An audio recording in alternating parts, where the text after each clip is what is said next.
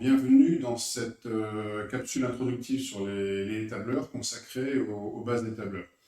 Donc, dans cette capsule, on verra rapidement la question de la mise en forme des données présentes sur le tableur, c'est-à-dire on met en gras, en italique, on met en haut, en bas, centré, enfin ce genre de choses-là.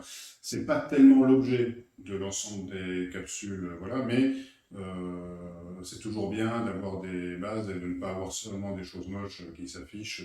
Donc, on ne va pas aller très loin sur ces questions de mise en forme, mais néanmoins, on aura une introduction à ces questions.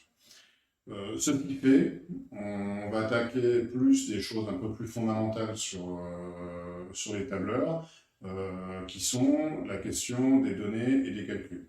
Un tableur, finalement, c'est quelque chose où il y a des données dans des tableaux, il y a des informations, et sur ces informations-là, on est capable de faire des calculs, donc on va expliquer comment les choses sont faites.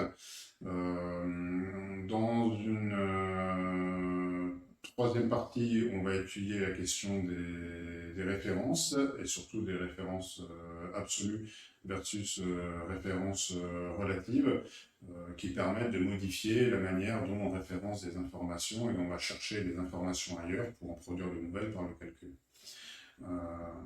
Dans la quatrième partie, on va étudier la question des feuilles de calcul. Un classeur Excel, il y a plusieurs feuilles de calcul qui sont en fait plusieurs sous-documents finalement. Et on va voir comment ces choses-là fonctionnent et comment on peut référencer des informations d'une feuille de calcul à une autre. Et enfin, on va introduire la question des fonctions. Il y a énormément de fonctions prédéfinies dans Excel qui permettent de faire des calculs scientifiques, des calculs financiers, des calculs de toutes sortes.